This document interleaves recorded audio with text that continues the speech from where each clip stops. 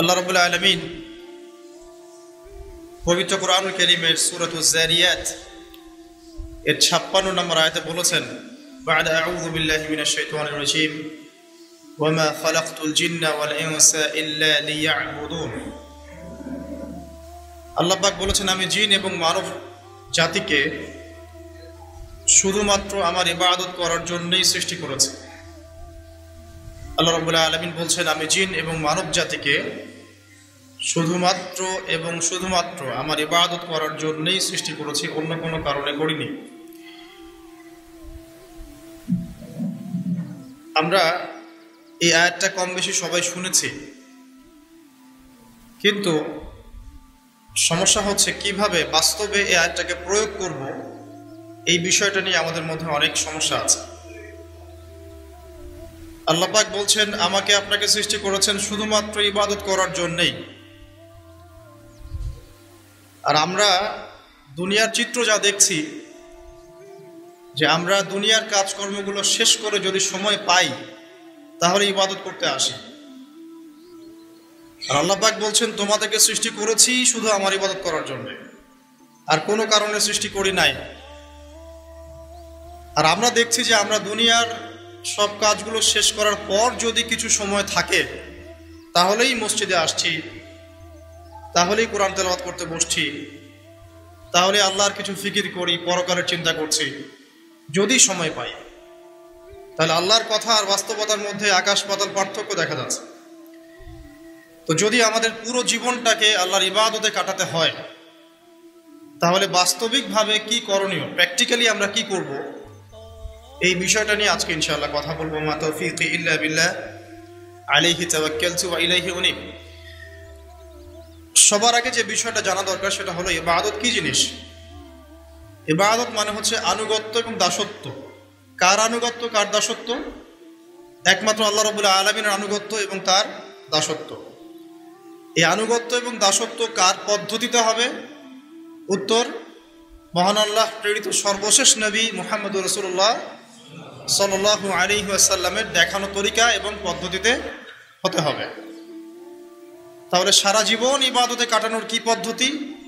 সহজ উত্তর, পুরো জীবনের প্রতিটা কাজ যদি নবী সাল্লাল্লাহু আলাইহি ওয়াসাল্লামের দেখানো পথ এবং পদ্ধতি অনুযায়ী হয় এবং তার সুন্নাহ মাফিক হয়, ইনশাআল্লাহ তাআলা জীবনের প্রতিটা কাজই ইবাদত হিসেবে গণ্য হবে ইনশাআল্লাহ। যেমন জীবনের একটা বড় বিষয় হচ্ছে জীবনের লক্ষ্য নির্ধারণ করা।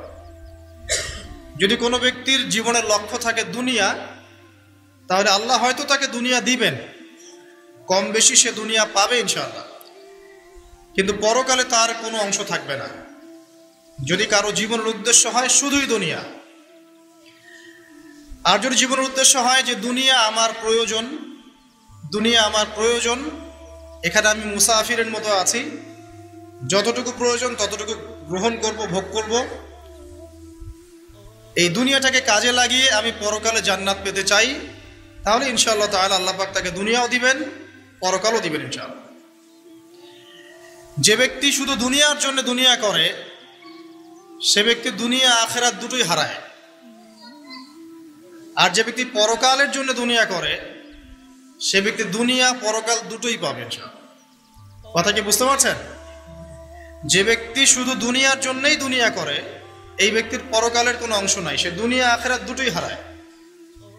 আর যে ব্যক্তি পরকালের জন্য দুনিয়া করে, সে ব্যক্তি দুনিয়াও পাবে ইনশাআল্লাহ, পরকালও পাবে ইনশাআল্লাহ। তাহলে আমরা কি করা উচিত আমাদের?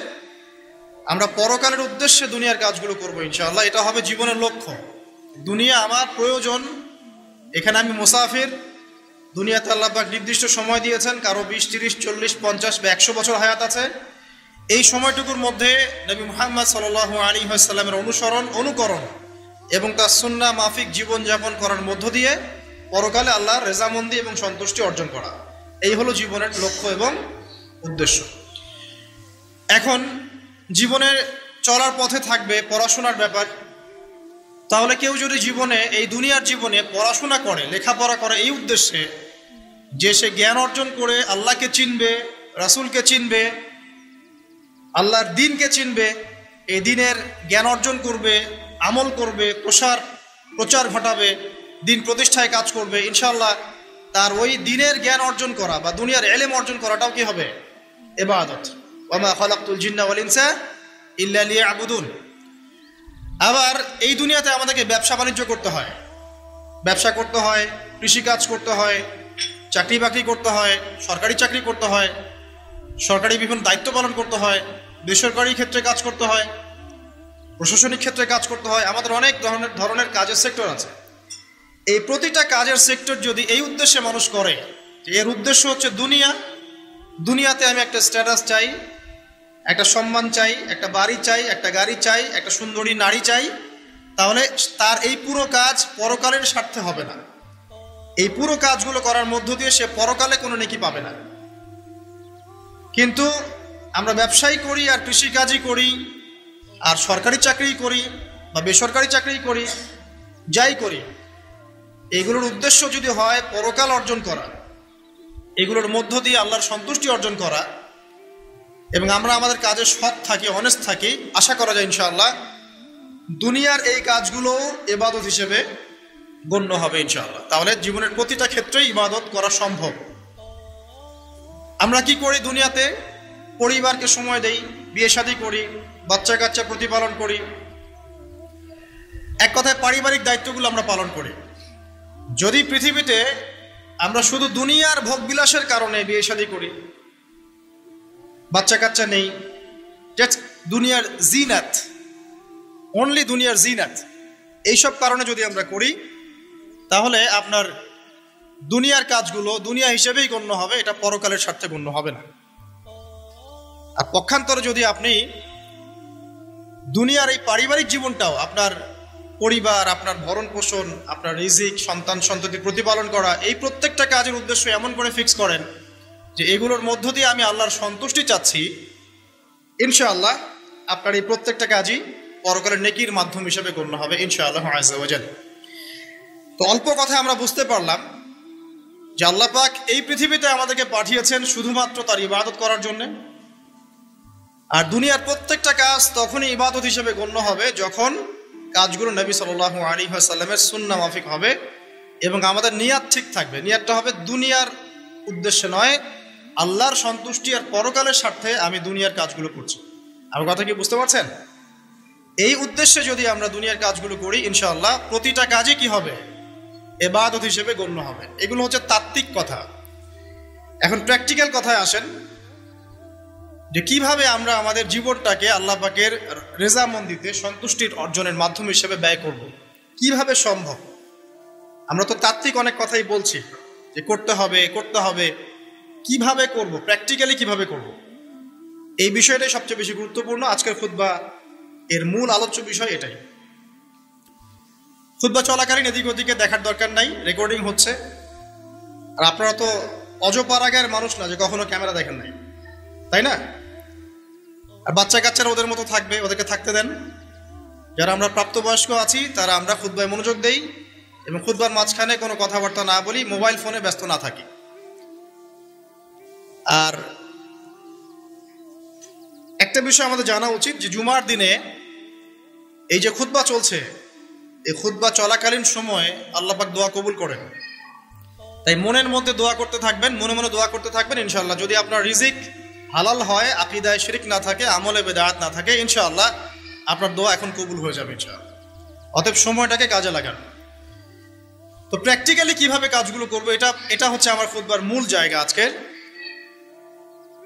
এখনকার তরুণ প্রজন্ম হোক সে যুবক বা যুবতী, আমাদের পরবর্তী জেনারেশন এবং আমরা যারা এখন পরিবার গঠন করেছি, তাদের প্রত্যেকের জন্যই এই অংশটুকু খুব গুরুত্বপূর্ণ, বিশেষ করে তরুণ প্রজন্মের জন্য। কারণ এই বিষয়গুলো বলা যতটা সহজ, করা এতটা সহজ নয়। তবে তরুণরা চাইলে সম্ভব ইনশাআল্লাহ তাআলা। আল্লাহ পাক তৌফিক দান করুন, আমিন। আসুন আয়াতটা আগে মাথায় নেই। আল্লাহ পাক কি বলেছেন সূরা জারিয়াত 56 নম্বর আয়াতে, ওয়া মা খালাকতুল জিন্না ওয়াল ইনসা ইল্লা লিয়াবুদুন। আমি জিন এবং মানব জাতিকে শুধুমাত্র আমার ইবাদত করার জন্যই সৃষ্টি করেছি, ব্যাস। আপনাকে আমাকে কেন পাঠিয়েছেন আল্লাহ পাক দুনিয়ায়? শুধুমাত্র তার ইবাদত করার জন্য। আর দুনিয়ার প্রতিটা কাজই ইবাদত হিসেবে গণ্য হবে যদি আমি কাজগুলোকে কার পদ্ধতিতে করি? নবী মুহাম্মদ সাল্লাল্লাহু আলাইহি ওয়াসাল্লামের দেখানো সুন্নাত এবং পদ্ধতিতে করি। কিন্তু করব কিভাবে, এইটা হচ্ছে প্র্যাকটিক্যাল কথা। কিভাবে একজন প্রোডাক্টিভ মুসলিম হবে, এটা হচ্ছে কথা। শুরুটা করতে হবে এখান থেকে, যে আজকে থেকে নিয়াত করতে হবে যে আগামী যতদিন আল্লাহ পাক, যত বছর, যত যুগ আমাকে পৃথিবীতে বাঁচিয়ে রাখবেন, তার প্রত্যেকটা দিন আমি এই সুন্নাহর উপর আমল করার চেষ্টা করবো ইনশাআল্লাহ। যদি পারি না পারি সেটা পরের ব্যাপার, আগে নিয়াত থাকবে আমি আমার জীবনের শেষ দিন পর্যন্ত এভাবেই এই পদ্ধতিতে আমল করে যাওয়ার চেষ্টা করব ইনশাআল্লাহ তাআলা। শুরুটা করতে হবে এখান থেকে যে আজকে এশার নামাজ যখন হয়ে যাবে, এশার নামাজ এখানে হয় হয়তোবা 9টায় বা 9:15, প্রত্যেকটা মসজিদে এভাবেই হচ্ছে, 9টায় হোক আর 9:15তেই হোক, আমরা এশার নামাজ জামাতে পড়ার চেষ্টা করবো ইনশাআল্লাহ তাআলা। জামাতে নামাজ পড়ার পরে বাসায় গিয়ে খাওয়া দাওয়া করেই ঘুমিয়ে পড়তে হবে। আজকে থেকে আমাদের ট্রেনিং শুরু, কিভাবে আমি আমার জীবনের পুরো বিষয়টাকে ইবাদত হিসেবে কাটাবো, এটা ট্রেনিং শুরু হবে এখান থেকে, এশার নামাজের পর থেকে। এই জায়গায় যদি আমরা ভুল করি বা এই বিষয়টা শক্ত করে আঁকড়ে ধরতে ব্যর্থ হই, তাহলে বাকি সব কাজগুলো ভেস্তে যাবে। এটা ভালো করে মাথায় নেয়। প্রথম কাজ কি? এশার নামাজের পরে কি করবেন? ঘুমিয়ে যাবেন।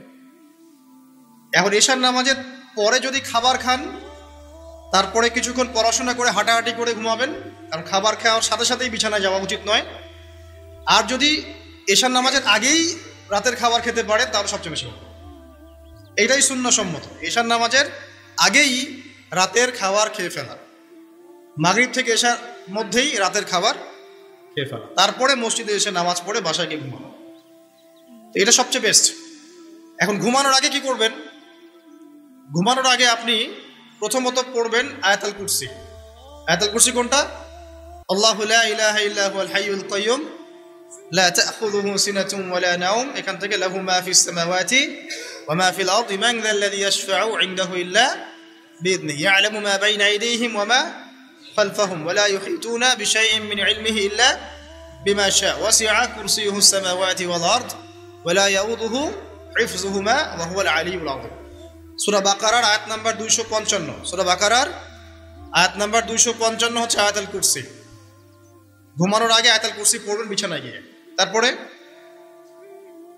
সূরা বাকারার শেষের 3টা আয়াত পড়বেন। সূরা বাকারার শেষের 3টা আয়াত, লিল্লাহি মা ফিস সামাওয়াতি ওয়া মা ফিল আরদ, এখান থেকে শুরু করে ফানসুরনা আলাল কওমিল কাফিরিন পর্যন্ত এই শেষের 3টা আয়াত অবশ্যই পড়বেন। ঘুমানোর আগে যে ব্যক্তি আয়াতুল কুরসি পড়বে, আল্লাহর পক্ষ থেকে একজন ফেরেশতা তার কাছে থাকবে সারা রাত। এই ফেরেশতা ওই ব্যক্তিকে পাহারা দেবে ইনশাআল্লাহ, কোনো বিপদ আপদ তাকে স্পর্শ করবে না ইনশাআল্লাহ তাআলা। রাতের বেলা অনেক বিপদ হতে পারে, চুরি হতে পারে, ডাকাতি হতে পারে, তারপরে আপনার দুষ্ট জিন শয়তান উৎপাত করতে পারে, এছাড়া আপনার জাদুবিদ্যার কাজ হয় রাত্রেবেলা, মানুষ এগুলো করতে পারে, কুফরি কালাম করতে পারে, ক্ষতিকর প্রাণী আপনাকে কামড় দিতে পারে, অনেক কিছু হতে পারে। আপনি তো ঘুমের মধ্যে আছেন, আপনি জানেন না কি হচ্ছে। অতএব আয়াতুল কুরসি পড়বেন, ইনশাআল্লাহ আল্লাহ পাক আপনাকে হেফাজত করবে ইনশাআল্লাহ। আর সূরা বাকারার শেষের 3টা আয়াত কেন পড়বেন? কারণ নবী সাল্লাল্লাহু আলাইহি ওয়াসাল্লাম বলেছেন, রাতের বেলা সূরা বাকারার 3টা আয়াত যে ব্যক্তি পড়বে, সারা রাত যদি আপনি নফল নামাজ পড়তেন যে নেকি হতো, এই 3 আয়াত পড়ার মাধ্যমে সেই নেকি হয়ে যাবে ইনশাআল্লাহ। ঠিক আছে? সারা রাত ধরে নফল নামাজ পড়া কি কষ্টকর না? এটা সবচেয়ে সহজ হচ্ছে আপনার সূরা বাকারার শেষের 3টা আয়াত পড়বেন, ঘুমিয়ে যাবেন ইনশাআল্লাহ, সারা রাতের নেকি আপনার আমলনামায় লেখা হবে। এগুলো শুধু বললেই হবে না আর শুনলেই হবে না, আমল করতে হবে কবে থেকে? ইনশাআল্লাহ আজকে থেকে। আল্লাহ পাক সবাইকে আমল করার তৌফিক দান করুন, আমিন। এরপর কি করবেন? এরপর 3 কুল পড়বেন। কয় কুল? 3 কুল। কোনটাকে 3 কুল বলে? বিসমিল্লাহির রহমানির রহিম, কুল হুয়াল্লাহু আহাদ এটা একটা, কুল আউযু বিরাব্বিল ফালাক এটা একটা, কুল আউযু বিরাব্বিন নাস এটা একটা। এই 3টা সূরা কার মুখস্থ নাই? এমন কেউ কি আছে যে এই 3টা সূরা মুখস্থ নাই? আছে? যদি থাকে তার গলায় দড়ি দেওয়া উচিত। যদি এমন কেউ থেকে থাকে মুসলিম সমাজে যার এই 3 কুল মুখস্থ নাই, তার গলায় দড়ি দেওয়া উচিত লজ্জায়। আত্মহত্যা করতে উৎসাহিত করছি না, ওই যে পরীক্ষার রেজাল্ট খারাপ হলে আত্মহত্যা করে না, দেখেন না? তারও আগে তো তোমার লটকানো উচিত ছিল এই জন্য যে তুমি 3 কুলি পড়তে পারো না। মুসলিম সমাজে বড় হয়ে মুসলিম পরিবারে জন্মগ্রহণ করে 3 কুল যে পড়তে পারে না, তার কি দরকার আছে বেঁচে থাকার? কি কোন মুখ নিয়ে আল্লাহর সামনে দাঁড়াবেন? কোন মুখ নিয়ে নবী সাল্লাল্লাহু আলাইহি ওয়াসাল্লামের সামনে যাবে? ইয়া রাসূলুল্লাহ, আপনার উপরে পুরো 30 পারা কোরআন নাযিল হয়েছিল, আমি 3 কুলি মুখস্থ করতে পারি নাই, আমার জন্য সুপারিশ করেন।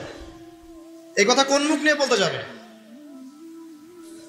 তবে কোরআন একটা কিতাব, আলহামদুলিল্লাহ। একজন হিরোইন খোরও দেখবেন সূরা ফাতিহা পড়তে পারে, তাই না?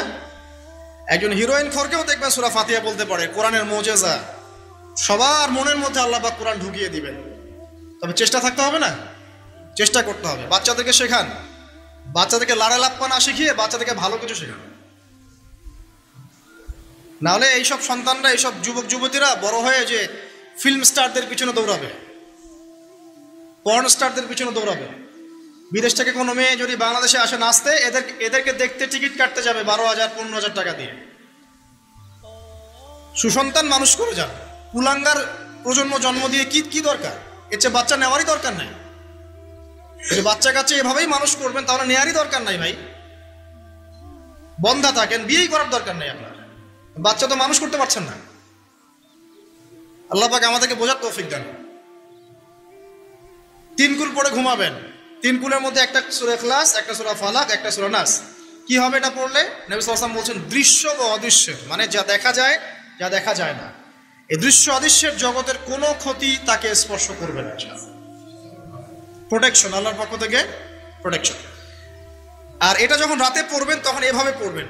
একবার সূরা ইখলাস, কুল হুয়াল্লাহু আহাদ, তারপর সূরা ফালাক, কুল আউযু বিরাব্বিল ফালাক, তারপর সূরা নাস, কুল আউযু বিরাব্বিন নাস পড়ে 2 হাত একত্রিত করে ফু দিবেন। দিয়ে মাথা থেকে নিয়ে এভাবে, পুরো মাথা থেকে নিয়ে পুরো বডি এভাবে মাসাহ করবেন, এভাবে। ঠিক আছে? এটা 3 বার করবেন, একবার না। একবার করবেন, আরেকবার 3 বার। এরপরে পড়বেন সূরা কাফিরুন। কোন সূরা? কুল ইয়া আইয়ুহাল কাফিরুন লা আ'বুদু মা তা'বুদুন। এই সূরাটা পড়বেন লাকুম দীনুকুম ওয়ালিয়া দীন পর্যন্ত। কি হবে? আল্লাহর রাসূল সাল্লাল্লাহু আলাইহি ওয়াসাল্লাম বলছেন যে রাতের বেলা ঘুমানোর আগে কেউ যদি সূরা কাফিরুন তেলাওয়াত করে ঘুমিয়ে যায়, আল্লাহ পাক ওই ব্যক্তিকে শিরকের পাপ থেকে মুক্ত রাখবে ইনশাআল্লাহ। আমি অনেক লেকচারে বলেছি, আবার বলছি যে যত মানুষ জাহান্নামে যাবে, হাজারে যে 999 জন মানুষই জাহান্নামে যাবে, তাদের আমলনামার মূল পাপটা হচ্ছে শিরক। কথা বুঝতে পারছেন? এই যে হাজারে যে পুরো 99% মানুষ জাহান্নামে যাচ্ছে, এটা তো হাদিস। তার মধ্যে যারা জাহান্নামে যাবে তাদের আমলনামায় সবচেয়ে কমন যে পাপটা থাকবে সেটা হলো কি? শিরকের পাপ। কারণ শিরক ছাড়া আল্লাহ পাক যে কোনো পাপ তওবা করলেই যাকে ইচ্ছা মাফ করে দিতে পারেন। শিরকরত অবস্থায় কোনো মানুষ যদি মারা যায় তাহলে সে ব্যক্তি জাহান্নামে যাবে, এটাই চূড়ান্ত। ইল্লা মাশাআল্লাহ। তো সূরা কাফিরুন যদি আপনি তেলাওয়াত করেন, আল্লাহ পাক আপনাকে শিরক থেকে বাঁচাবেন। শিরক সম্পর্কে বিস্তারিত জানার জন্য আপনি পড়েন কিতাবুত তাওহীদ। কোন বই?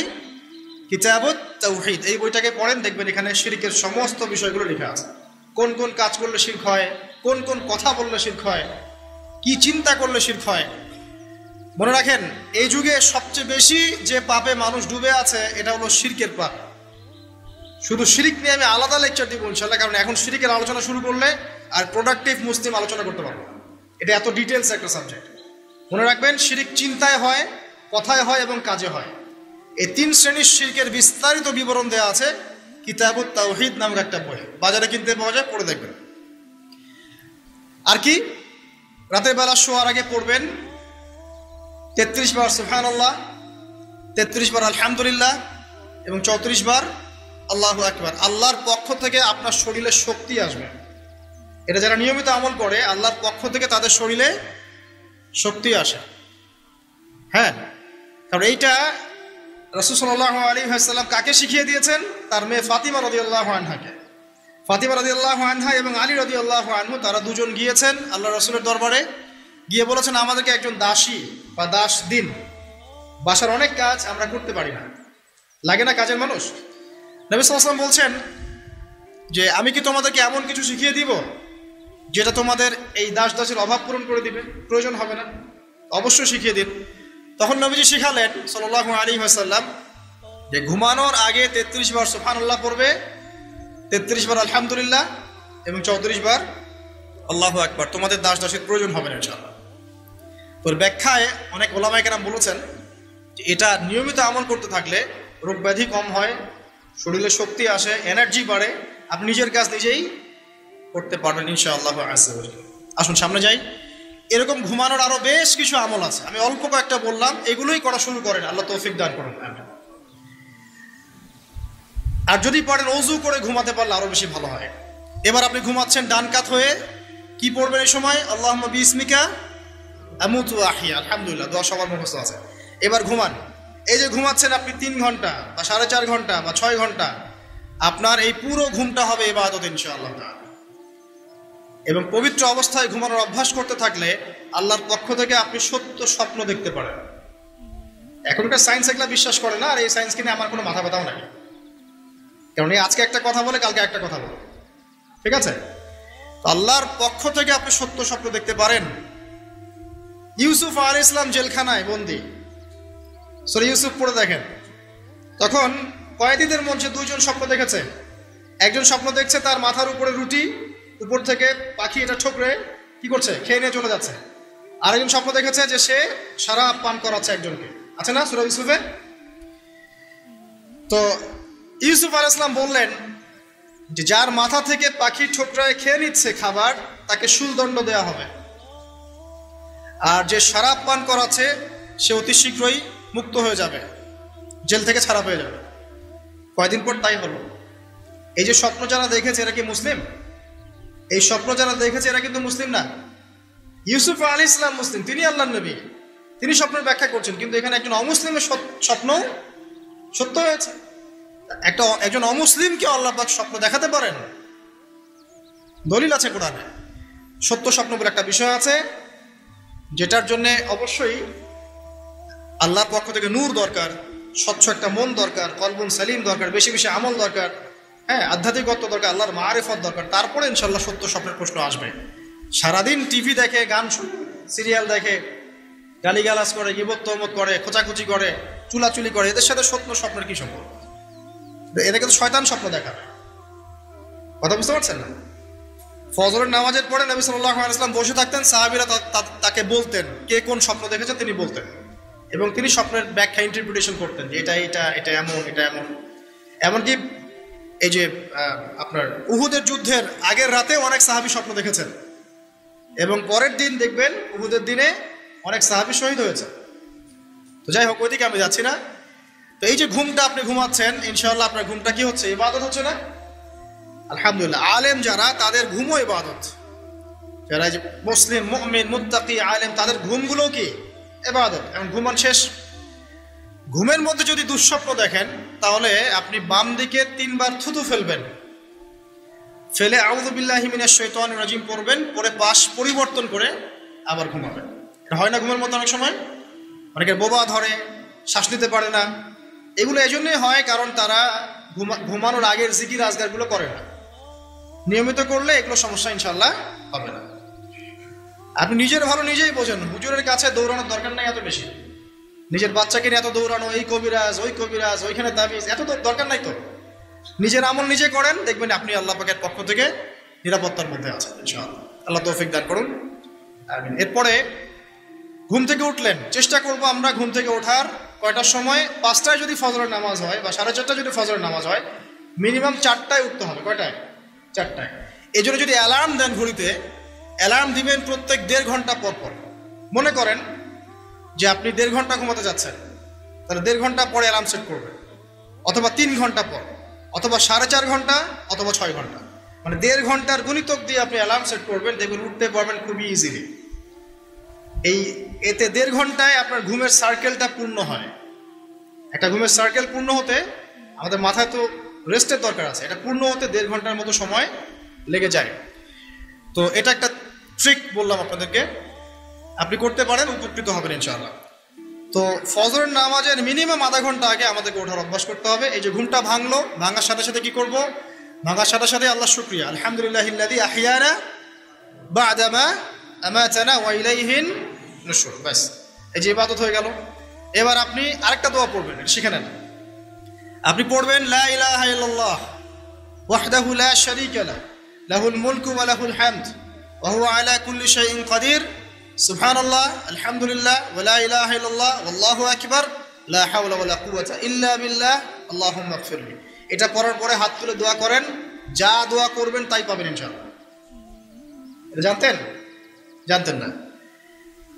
তো এই দোয়াটা হচ্ছে দোয়া কবুলের অস্ত্র। ঘুম থেকে ওঠার পর যদি এই দোয়াটা করে দোয়া করেন ইনশাআল্লাহ দোয়া কবুল হয়ে যাবে ইনশাআল্লাহ। আমাদের জীবনে চাওয়া পাওয়ার কি অভাব আছে? প্রচুর চাওয়া পাওয়া। বৈধ চাওয়া পাওয়াগুলোকে পাওয়ার জন্য আল্লাহর সাথে সম্পর্ক করতে হয়, আর আল্লাহ পাকের সাথে সম্পর্কে কিছু ওসিলা মাধ্যম লাগে। এই দোয়াগুলো হলো মাধ্যম, আমলগুলো হচ্ছে মাধ্যম। তো আল্লাহ পাক যেমনটা বলেছেন ফাজকুরুনি আযকুরকুম ওয়াশকুরুলি ওয়া লা তাকফুরুন, তোমরা আমাকে স্মরণ করো আমিও তোমাদেরকে স্মরণ করব। আল্লাহ পাক তো এভাবে বলেছেন, যখন একজন মানুষ মনে মনে আমাকে ডাকে আমিও মনে মনে ওকে স্মরণ করি। মনে করেন আপনি মনে মনে আল্লাহকে বলছেন, আল্লাহ আমি অসুস্থ, আমাকে শেফা দাও, বা আমার রিজিকের টেনশন আছে, আমার রিজিকের টেনশন দূর করে দাও, আল্লাহ আমাকে হেফাজত করো, আল্লাহ আমাকে দিনের জ্ঞান দাও, তোমার আনুগত্য করার তৌফিক দাও। এই যে মনে মনে আপনি আল্লাহকে ডাকছেন, নিঃসন্দেহে ওই মুহূর্তে আল্লাহ পাক আপনাকে স্মরণ করছেন। সাত আসমান ভেদ করে আরশের উপর থেকে আল্লাহ পাক আপনাকে স্মরণ করছেন। আল্লাহ পাক বলছেন, যখন একজন মানুষ জনসমক্ষে আল্লাহকে স্মরণ করে, যেমন আমরা এখন করছি, জনসমক্ষে সবার সামনে আল্লাহর কথা আলোচনা করছি, আল্লাহ পাক বলছেন আমিও তখন এর চেয়ে অনেক উত্তম জনসমাবেশে ওই বান্দাদের কথা স্মরণ করি। আল্লাহ পাক আমাদের কথা স্মরণ করছেন। আমাদের কোনো ফিলিংস আছে? আল্লাহ আমাদের কথা স্মরণ করছেন। ওই যে যুবক ছেলে বসে বসে ফোন টিপছে, কোনো ফিলিংস আছে? মানে মনস্তাত্ত্বিকভাবে অন্তরে যখন নূর থাকে না, পাপ করতে করতে যখন অন্তরটা কলুষিত হয়ে যায়, কোনো ফিলিংস কাজ করে না।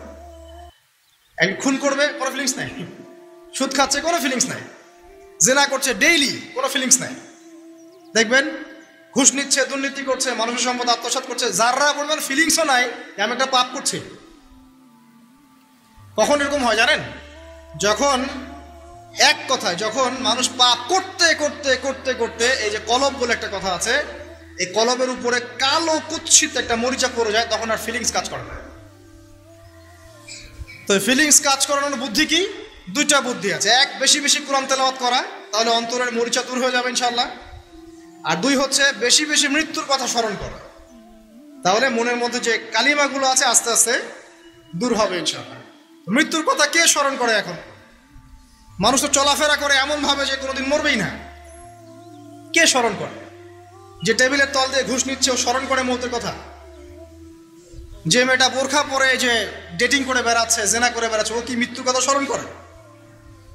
যে ছেলেটা এখনকার যুব সমাজের বেশিরভাগই মাদকের সাথে সম্পৃক্ত, গার্লফ্রেন্ড বয়ফ্রেন্ড অ্যাফেয়ার্সে আছে, হ্যাঁ, টিকটক প্রজন্ম, আড্ডাবাজি করে সময় কাটায়, গুন্ডামি করে, মাস্তানি করে, এর মৌতের কোনো ফিকির আছে? একজনকে বড় দায়িত্ব দেওয়া হয়েছে, সবার সম্পদ লুটপাট করে খাচ্ছে, এর মৌতের ফিকির আছে নাকি? এর মধ্যে ফেরাউনি চেতনা এসেছে, আনা রব্বুকুমুল আলা, আমি মহান রব, আমি তোমাদের মহান রব। ওদের মধ্যে ওই চেতনা কাজ করছে যে সূরা মুমিনুনে যেটা বলা আছে যে আমরা এখানেই জন্ম নেই, এখানেই মারা যায়, আমরা পুনরুত্থিত হব না। ইন হিয়া ইল্লা হায়াতুনা দুনিয়া নামুতু ওয়া নাহইয়া ওয়া মা নাহনু বিমাবউসিন, আমরা এই দুনিয়াতেই বাঁচি, দুনিয়াতেই মরি, আমাদের কোনো পুনরুত্থানের কিছু নাই। এদের চেতনা এমন। কে ফিকির করে মরতে? অথচ আপনি দেখছেন যে প্রতিনিয়তই কোনো কারণ ছাড়াই মানুষ নাই, কোনো কারণ লাগে না। এখন তো কারণ ব্যাখ্যা করতে আমরা পছন্দ করি, এই কারণে ওইটা হয়েছে, ওই কারণে এটা হয়েছে। এটাকে বলে কার্যকারণ তত্ত্ব। দর্শনের ভাষায় কি বলে? কার্যকারণ তত্ত্ব। এটা আপনারা ফিলোসফি পড়লে বুঝবেন। প্রত্যেকটা কাজের পিছনে একটা কারণ থাকে, আমরা কারণটা সার্চ করি বেশি। এখন কারণ ছাড়াই মানুষ ডেড। এই যে যাচ্ছে, উপরে একটা সুন্দর করে বড় একটা পাথর ঝুলছে, সব পাস হয়ে যাচ্ছে ওখান থেকে। মানে রাস্তায় কাজ চলছে, উপরে আবার একটা ঝুলছে, আর মানুষ আবার অন্যিস দিয়ে যাতায়াত করছে। যারা রাখছে ওদের ইন্টেলেকচুয়াল অবস্থা চিন্তা করেন, আর যারা আমরা তল দিয়ে যাচ্ছি তারও অবস্থা চিন্তা করেন। বুদ্ধিভিত্তিকভাবে আমরা কোন জায়গায় চিন্তা করেন? মানে মানুষ বিজি রোড দিয়ে যাচ্ছে, ওখানেই কাজ হচ্ছে, আবার যেখানে কাজ হচ্ছে দেখছি সেখানে আমরাও আবার তল দিয়ে যাচ্ছি। সবাই পাস হয়ে গেল, যাদের তাকদিরে লেখা ছিল মৌত একদম মুহূর্তের মধ্যে শেষ। কি কারণ ব্যাখ্যা করবেন? কোনো সায়েন্স দিয়ে ব্যাখ্যা করতে পারবেন? পারবেন না। ওই ময়মনসিংহে ওই যে মহিলাটা যাচ্ছে, ট্রাক মেরে দিয়ে চলে গেল, মহিলার পেট থেকে বাচ্চা পেট ফেটে বাচ্চা বের হয়ে গেল, বাচ্চা জীবিত, মা ডেড। সায়েন্স দিয়ে ব্যাখ্যা করতে পারবেন? এটাই তাকদির। একেই বলে তাকদির, যেটাকে সায়েন্স দিয়ে ব্যাখ্যা করা যায় না, বিজ্ঞান দিয়ে ব্যাখ্যা করা যায় না। এরকম ঘটনা কত ঘটছে অহরহ। দুজন বসে আছে, হাজব্যান্ড ওয়াইফ, হাজব্যান্ডের যাওয়ার কথা, হাজব্যান্ড ওয়াইফের গাড়িতে বসছে আর ওয়াইফ হাজব্যান্ডের গাড়ি ড্রাইভ করছে। আর এই হাজব্যান্ডের দুশ্মন যে ছিল সে টার্গেট করেছিল যে ওই লোকটাকে গুলি করে মারবে রাস্তায়। যেহেতু ওয়াইফ হাজব্যান্ডের গাড়ি ড্রাইভ করছে, রাস্তায় ওয়াইফ ডেড, হাজব্যান্ড জীবিত। তাকদির। তো তাকদিরকে কি আপনি এই ভাগ্যটা কি আপনি সায়েন্স দিয়ে ব্যাখ্যা করতে পারবেন? সম্ভব? তো অহরহ এরকম মৌতের ঘটনা ঘটছে। তারপরেও দেখবেন যুবকদের এই বিলাসিতা, এই মানে আড্ডাবাজি, মেয়েদের পিছনে ঘোরা, এই যে মাদক সেবন করা, টিকটক করা, বুদ্ধি প্রতিবন্ধী প্রজন্মের মতো, এগুলো থামছে না। কোনো শিক্ষাই তারা নিতে যাচ্ছে। বয়স হয়ে গেছে, অনেক বয়স, দেখবেন ওই যে চায়ের দোকানে বসে ক্যারাম খেলছে। বুড়া মানুষ, তার হায়াতের কতদিন বাকি আছে আল্লাহ ভালো জানেন।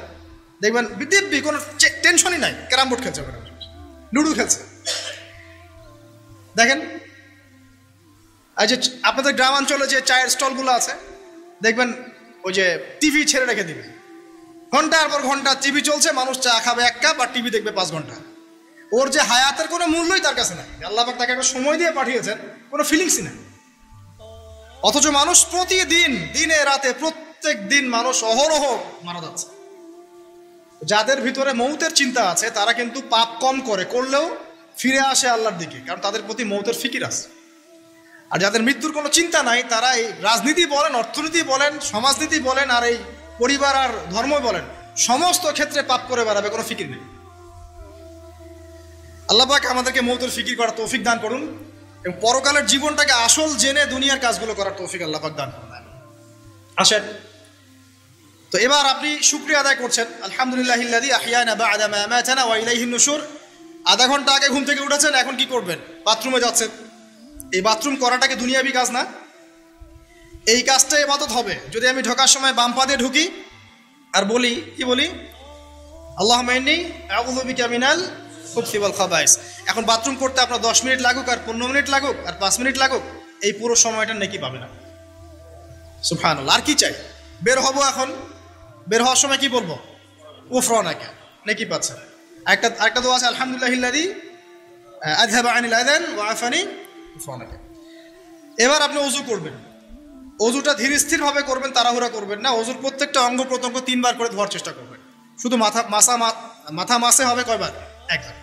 ওযু করার পরে আপনি হাত তুলে আল্লাহর কাছে দোয়া করবেন। ওই সময়টা কখন? রাত 4টা থেকে 4:30 বাজে, তাই না? তার মানে আল্লাহ রাব্বুল আলামিন এখন প্রথম আসমানে আছেন। কিভাবে আল্লাহ পাক আছেন সেটা আল্লাহর উপর ছেড়ে দেন, আমাদের এটা নিয়ে ব্যাখ্যা করার দরকার নাই, চিন্তাও করার দরকার নেই। আল্লাহ পাক বলেছেন আমি নেমে আসি, বাস নেমে আসি। এত বেশি বুদ্ধিজীবী হওয়ার দরকার নেই।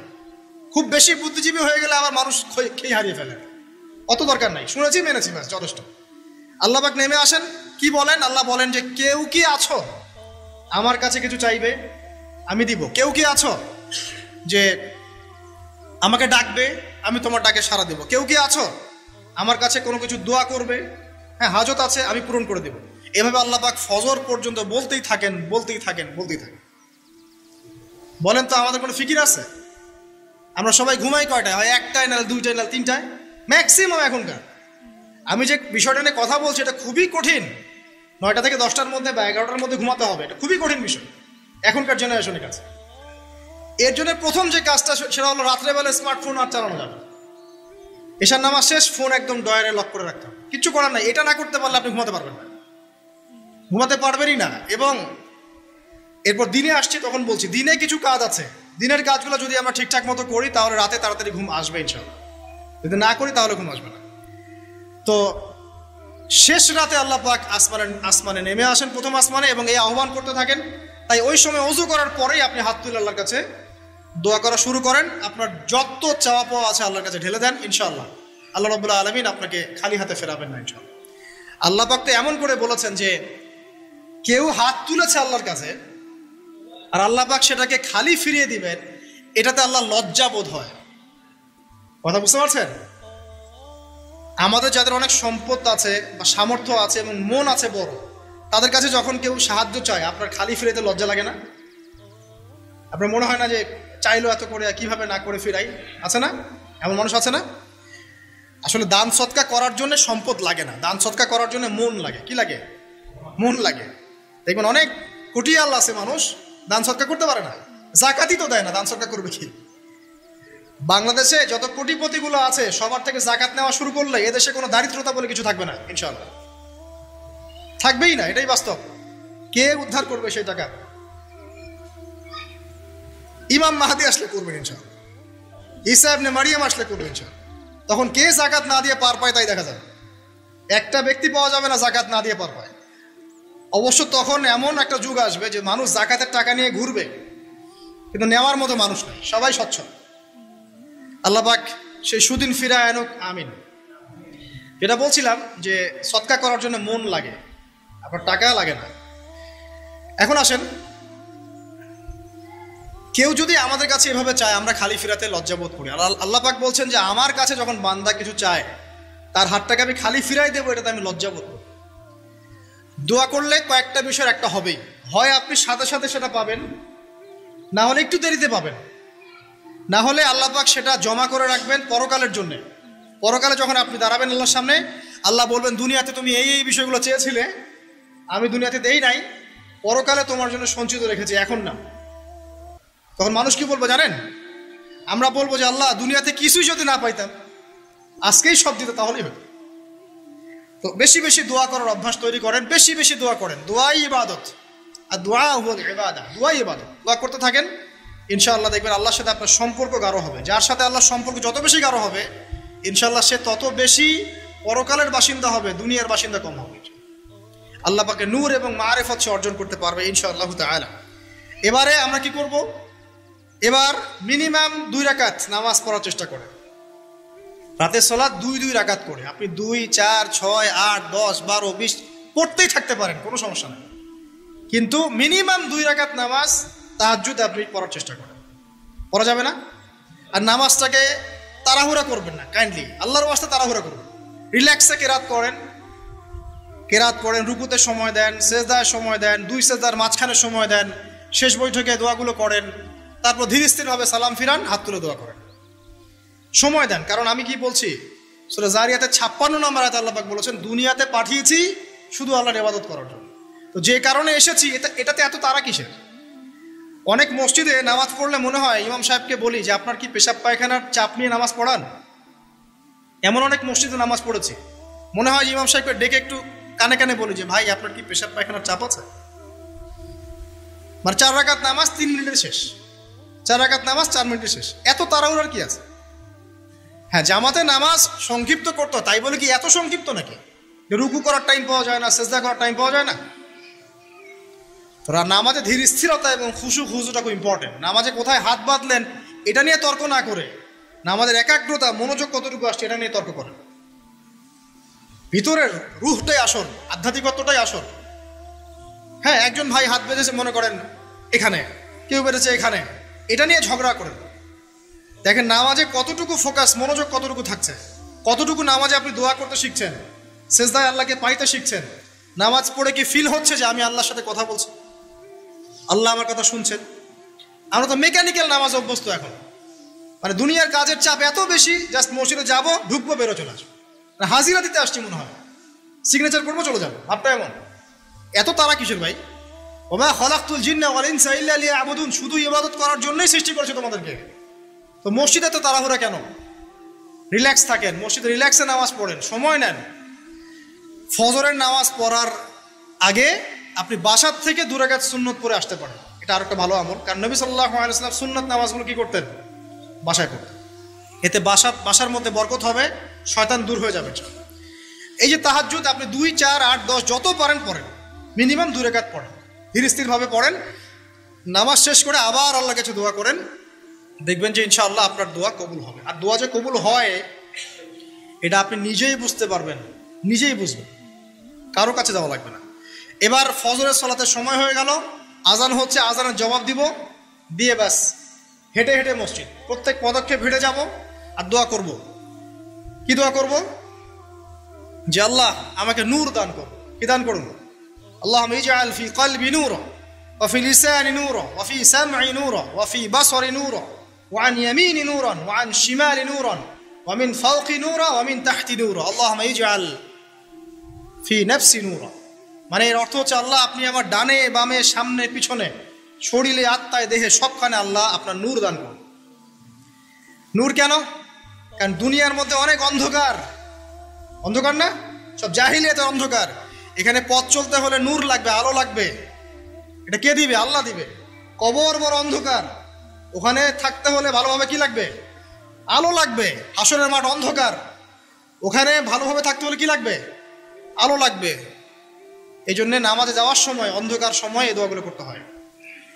আর তার আগে একটা কথা বলতে ভুলে গেছি, বাসা থেকে যে বের হচ্ছেন তখন কি পড়বেন? কি পড়বেন? বিসমিল্লাহি তাওয়াক্কালতু আলাল্লাহ ওয়ালা হাওলা ওয়ালা কুওয়াতা ইল্লা বিল্লাহ। এটা পড়ে বের হলে শয়তান দূরে চলে যাবে, ফেরেশতা আপনার কাছে চলে আসবে। এবার নামাজে আসলাম, জামাতের সাথে নামাজ পড়বেন, ফজরের নামাজ, এবং ফজরের সালাতের কেরাতটা লম্বা করার চেষ্টা করবেন। এটা সুন্নাত, ফজরের সালাতের কেরাত লম্বা করা সুন্নাত। এবং নামাজ শেষ হওয়ার সাথে সাথেই উঠে চলে যাবেন না। নামাজ শেষ, এবার আপনি ওখানে বসে থাকবেন, বসে বসে জিকির আজগারগুলো করবেন। কি কি জিকির করবেন আমি কয়েকটা আপনাদেরকে শিখিয়ে দিচ্ছি, বাকিগুলো আপনারা কিতাব থেকে শিখে নেবেন।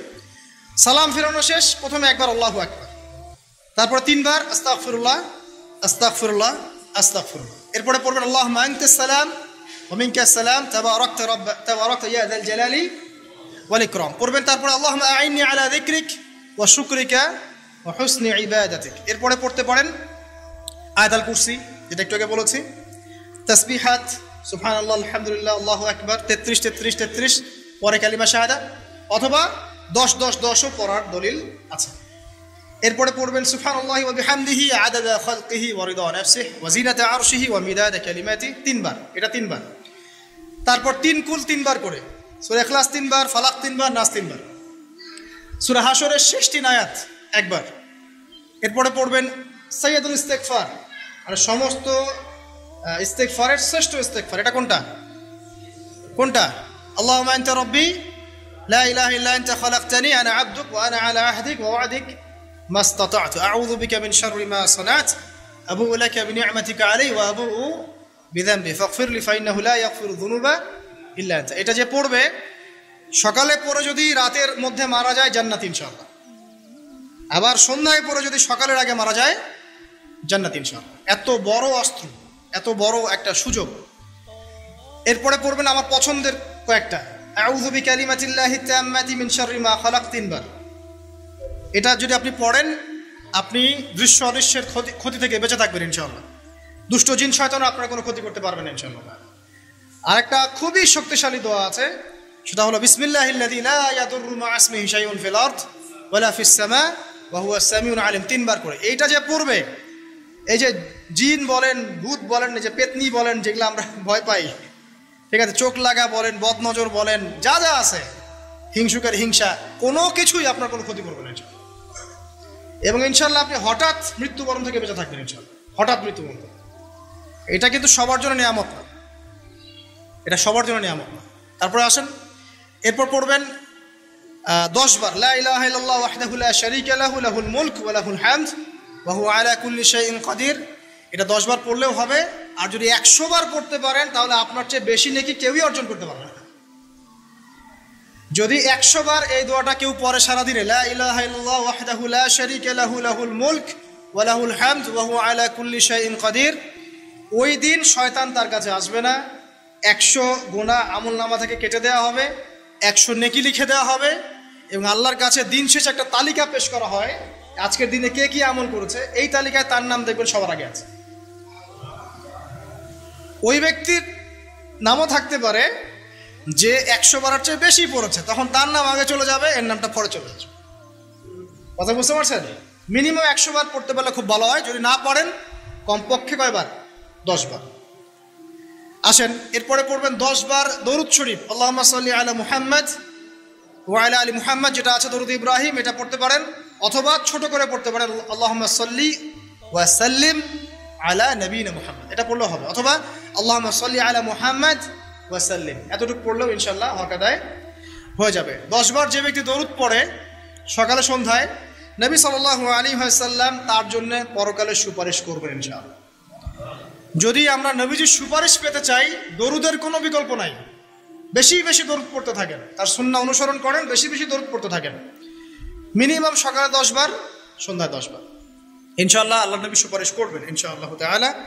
আরেকটা আছে রাদিতু বিল্লাহি রাব্বান ওয়া বিল ইসলামি দীনান ওয়া বি মুহাম্মাদিন সাল্লাল্লাহু আলাইহি ওয়াসাল্লাম নবিয়্যা, এর একটা বড় ফজিলত আছে। কি ফজিলত? যে ব্যক্তি এই দোয়াটা সকাল সন্ধ্যা 3 বার করে পড়ে, কিয়ামতের মাঠে আল্লাহ পাকের উপর হক হয়ে যাবে, ওয়াজিব হয়ে যাবে, আল্লাহ ওই ব্যক্তিকে সন্তুষ্ট করে দেবেন ইনশাআল্লাহ। সন্তুষ্ট করে দিবেন মানে কি? ইনশাআল্লাহ সে জান্নাতে যাবে। আরেকটা আছে, এটা বলে শেষ করি, হাসবি আল্লাহু লা ইলাহা ইল্লাহু আলাইহি তাওয়াক্কালতু ওয়া হুয়া রাব্বুল আরশিল আযীম, এটা পড়তে হবে 7 বার। কয়বার? 7 বার। তাহলে কি হবে? আপনার দুনিয়া আখিরাতের যে চাওয়া পাওয়াগুলো আছে, এর জন্য আল্লাহ পাকই আপনার জন্য যথেষ্ট হয়ে যাবে, কাউকে লাগবে না। এইগুলা ফরজ নামাজ, মানে ফজরের নামাজ জামাতে পড়ার পরে বসে বসে এইগুলো করতে থাকবেন। যদি দোয়া আগে করা হয়, নামাজে মোনাজাত যেটা হচ্ছে আমাদের সমাজে, এটা যদি আগে করে ফেলা হয়, তাহলে দোয়ার পরে বসে থাকবেন, বসে বসে এগুলো করতে থাকবেন। যদি পড়েন, ইশরাকের নামাজটা পড়ে মসজিদ থেকে বের হতে পারে। ইশরাকের নামাজ মানে ফজরের সূর্য উঠে যাওয়ার পরে 2 রাকাত নফল পড়ে যে ব্যক্তি যাবে বাসায়, মানে প্রথমে ফজরের নামাজ জামাতে পড়েছে, জিকির আজকার করেছে, ইশরাকের সময় হয়েছে, নামাজ পড়ে বের হলো, এই ব্যক্তির আমল নামায় একটা কবুল হজের নেকি দেওয়া হবে, একটা কবুল উমরার নেকি দেওয়া হবে। এগুলো খুবই সহজে আমল করা যায়। এরপরে আপনি বাসায় ফিরে গিয়ে বা মসজিদেই কোরআন তেলাওয়াত করবেন। আমরা কোরআন তেলাওয়াত করব। কোরআন তেলাওয়াত করবেন 1 পারা, 1 পারা পারেন না অর্ধেক পারা, অর্ধেক পারা পারেন না 5 পৃষ্ঠা, 5 পৃষ্ঠা পারেন না কমপক্ষে 1 পৃষ্ঠা পারবেন না, 1 পৃষ্ঠা করে হলেও প্রতিদিন কোরআন তেলাওয়াত করতে হবে। পারবেন না ইনশাআল্লাহ? প্রত্যেক হরফে 10 নেকি পাবেন। কোরআন আপনার পক্ষে সুপারিশ করবে ইনশাআল্লাহ, এবং এই কোরআন আপনাকে ছায়া দিবে, সূরা বাকারা আলী ইমরানের মতো ছায়া দিবে কিয়ামতের মাঠে। এবং এটা নবী সাল্লাল্লাহু আলাইহি ওয়াসাল্লাম যেটা বলেছেন, আল কোরআন হুজ্জাতুল লাকা ওয়া আলাইক, এটা তোমার পক্ষে সাক্ষী দিবে অথবা বিপক্ষে সাক্ষী দিবে। তো কোরআন তেলাওয়াত করবেন। এরপরে আমরা কি করি? আমরা হয়তো যে যার মতো চলে যাই, কেউ স্কুলে চলে যান, নাস্তা করেন। আচ্ছা, নাস্তার আগে একটা কথা বলি। সকালে নাস্তা করবেন এমনভাবে যে, এখনকার ডক্টররাও বলেন এই কথাটা, সকালবেলা একটু বেশি খেতে হয়, সকালবেলা একটু বেশি হেভি ফুড নিতে হয়, দুপুরে তার চেয়ে একটু কম, রাতে আরও কম। আর আমাদেরটা উল্টা, কিন্তু সকালে অল্প একটু, দুপুরে একদম বিশাল, রাতের বেলা আরও বিশাল, নাকি? তো নিয়মটা হচ্ছে এই যে সকালে খেতে হয় বেশি, সারাদিন আপনাকে কাজ করতে হবে, সকালে আপনাকে বেশি হাইজেনিক ভালো ফুড খেতে হবে, দুপুরে তার চেয়ে একটু কম, আর রাতে তার চেয়ে কম। এভাবে খেতে পারলে প্রফিটিক খাওয়া হবে ইনশাআল্লাহ। আর খাবার আমাদের সুন্নাহ মতো খাওয়ার দরকার নেই, নবী সাল্লাল্লাহু আলাইহি ওয়াসাল্লামের সুন্নাহ মতো খাই। আমাদের সুন্নাহটা কেমন? আমরা 7 পেট খাই। কয় পেট? 7 পেট। যদি পেটের মধ্যে কিছু জায়গা ফাঁকা থাকে, সেটাও কিছু মিষ্টি দিয়ে ঢুকায় সাবার করে ভর্তি করতে হবে। এটা চ্যালেঞ্জ, পেটটা ভর্তি করতে হবে। আর নবী সাল্লাল্লাহু আলাইহি ওয়াসাল্লাম খেতেন এভাবে যে পেটটাকে 3 ভাগ করতেন, 1 ভাগ খাবার খেতেন, 1 ভাগ তিনি পানীয় পান করতেন, আর 1 ভাগটা ফাঁকা রাখতেন। আপনি এভাবে খাওয়া শুরু করেন, দেখবেন আপনি ফিজিক্যালি ফিট ফিল করছেন এবং আপনি ক্লান্ত হচ্ছেন কম, অলসতা কম আসছে কাজে, আপনি এনথুজিয়াজম পাবেন ইনশাআল্লাহ। তো খাবারের ব্যাপারটা সতর্ক থাকে। আর এই যুগে খাবারের মধ্যে প্রচুর ভেজাল আছে, চেষ্টা করতে হবে ম্যানুফ্যাকচার্ড খাবারগুলো বাদ দিয়ে হোমমেড যে ফুডগুলো আছে, হোমমেড ফুড মানে বাসায় যেগুলো আমরা তৈরি করি, ফ্রেশ হাইজেনিক ফুডগুলো খাওয়ার চেষ্টা করতে হবে। স্পেশালি বাচ্চাদের ব্যাপারে সতর্ক থাকতে হবে। বাচ্চাদেরকে, তরুণদেরকে এমন কোনো খাবার খাওয়া যাবে না যে খাবারটা খেলে আপনি অসুস্থ হয়ে যান, আপনার স্ট্যামিনা কমে যায়, আপনি ফিজিক্যালি দুর্বল হয়ে পড়েন। এটা খুব খেয়াল রাখবেন। খাবার, এই যে আপনারা যে গ্রামাঞ্চলে থাকেন, আপনারা সৌভাগ্যবান একদিক থেকে, যে আপনারা ফ্রেশ খাবার উৎপন্ন করে খেতে পারেন। শেষ জামানায় খাবারের মধ্যে খুব ভেজাল আসবে, এটা বিভিন্ন হাদিস দিয়ে মেলানো যায়, আমি ওইদিকে যাচ্ছি না। কনক্লুশন বললাম, শেষ জামানায় খাবারে প্রচুর ভেজাল আসবে। তো এই ভেজালগুলো থেকে দূরে থাকতে হলে আমাদেরকে হাইজেনিক ফুডের দিকে ফোকাস করতে হবে এবং প্রোডাক্ট খাবার উৎপন্ন করে খেতে পারলে খুব বেশি ভালো হয়, না পারলে রুট লেভেল থেকে খাবার নিয়ে আসতে হবে। আর অ্যাটলিস্ট ম্যানুফ্যাকচার যে খাবারগুলো বাজারে ঘোরাফেরা করে এগুলো অ্যাভয়েড করতে হবে। দেখতে অনেক মুখরোচক লাগতে পারে, স্বাদ অনেক মজা হতে পারে, কিন্তু এগুলো শরীরের জন্য অনেক ক্ষতিকর। এতে করে আমাদের যুব সমাজ আস্তে আস্তে কিন্তু দুর্বল হয়ে যাচ্ছে। এখনকার যুব সমাজকে তাকায় দেখেন, আমাদের বাপ-দাদাদেরকে তাকায় দেখেন, যারা এখানে বয়স্ক মুরব্বী আছে দেখেন, একজন মুরব্বীর সাথে এখনকার যুবকের কুস্তি লাগান, পাঞ্জা লাগান, বা ওই যে একটা রিংয়ের মধ্যে ঢুকায় বক্সিং ম্যাচ দেন, একটা দেখেন, দেখেন কে পারে। আমি নিশ্চিত ওই চাচাই পারবে। আমরা নিজেরাই তো এর প্রমাণ। আমাদের বাপ দাদাদের বয়সী যারা আছেন তারা এখনো দিব্যি মাঠে কাজ করে, দেখবেন 4 ঘন্টা 5 ঘন্টা 8 ঘন্টা রিক্সা চালাচ্ছে, ভ্যান চালাচ্ছে, কৃষি কাজ করছে, কত পরিশ্রম করছে। আর আমাদের যুব সমাজে তাকায় দেখেন না, আপনি একটু চেহারাগুলো দেখেন না, চেহারাগুলো তাকায় দেখেন, চাপাগুলো বসে গেছে গাঁজা খেতে খেতে, হিরোইন খেতে খেতে দেখবেন চাপাগুলো বসে গেছে একদম, চোখগুলো ঢুকে গেছে একদম মাদক খেতে খেতে। হ্যাঁ, হস্তমৈথুন করতে করতে শরীর রোগা, চলতে পারে না। কথা শুনতে খারাপ লাগছে এগুলা, না বাস্তব, এগুলোই বাস্তব এখন। হ্যাঁ, ঘুম নাই, সারা রাত জাগনা, ওই যে ফজরের পর ঘুমায়, রাতে ওই যে বিকাল 4টায় ওঠে, দেখবেন শরীরটার দিকে তাকায় দেখেন, চলতে পারে, এনার্জি নাই। একটা ক্রিকেট ম্যাচে লাগায় দেন, ও দেখবেন 2-4 ওভার ব্যাটিং করে শেষ। কোন কাজ করতে পারবে? ওই মাঠের বাইরে থেকে বলতে পারবে যে আর এই খেলতে পারে না, ও অমুক খেলতে পারে না, তমুক খেলতে পারে না। ওকে লাগাই দেন না, ব্যাটটা ধরে লাগাই দেন, দেখবেন ও কয়টা পিটাইতে পারবে। জিম করে না, ফিজিক্যালি এক্সারসাইজগুলো করে না, স্কিল নাই। আগেকার মানুষ অনেক স্কিল ছিল, তারা ঘরের কাজ পারতো, সাঁতার পারতো, তারা মার্শাল আর্ট পারতো, কৃষিকাজ পারতো, অন্যান্য বিভিন্ন সেক্টরে তারা কিন্তু মানে মাল্টি প্রতিভার অধিকারী ছিল। স্কিল কম, দেখবেন একদিকে ফোকাস করা। এগুলো কিভাবে হলো আসলে? এগুলো তো একদিনে হয়নি। সারাদিন দেখবেন ফোনে, আর ওই মেয়ের পিছনে, আর কফি শপে, অথবা মিউজিক্যাল কোনো ইনস্ট্রুমেন্ট নিয়ে বসে আছে, অথবা এর মাঝে যদি কেউ মন্দের ভালো থেকে থাকে সে দেখবেন টিকটক করছে। এইগুলাই এখনকার পুরুষদের মধ্যে, এই ইয়াং জেনারেশনের মধ্যে ওই শৌর্য বীর্য গায়রতটা পাওয়া যায় না। দেখবেন গায়রত একটা ব্যাপার আছে, গায়রত শৌর্য বীর্য এটা নাই। এর অন্যতম একটা কারণ এটাও, এখানে খাদ্যাভ্যাসেরও একটা ব্যাপার আছে।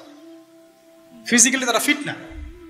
তো আল্লাহ পাক এই বিষয়গুলো আমাদের বোঝার তৌফিক দান করুন। সব কিছু রিলেটেড। আপনাকে যদি একজন প্রোডাক্টিভ মুসলিম হতে হয়, শারীরিকভাবে আপনাকে ফিট থাকতে হবে, মেন্টালি ফিট থাকতে হবে, আপনাকে মানসিকভাবে শক্ত থাকতে হবে, চ্যালেঞ্জ নেওয়ার ক্ষমতা থাকতে হবে, অহেতুক সময় নষ্ট করা যাবে না।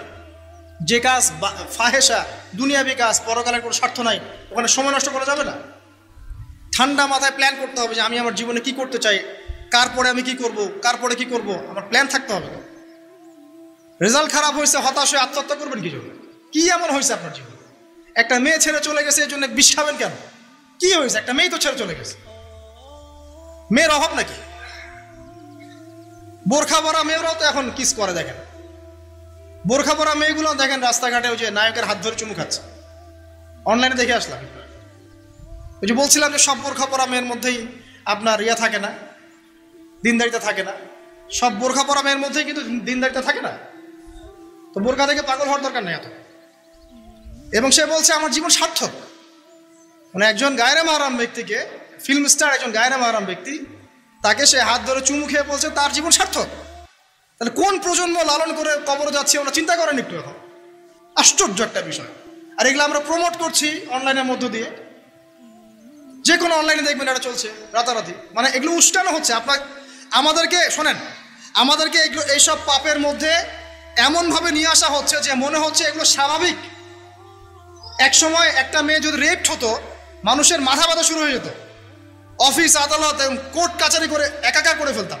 এখন রেপ হতে হতে হতে হতে মনে হয় এটা স্বাভাবিক। আগে একটা মানুষ মদ পান করলে তার মধ্যে একটা ফিলিংস থাকতো আমি খারাপ কাজ করছি। এখন এই মদকে প্রমোট করতে করতে মদটাকে এত ইজি করে ফেলা হচ্ছে, মনে হচ্ছে এটা স্বাভাবিক বিষয়।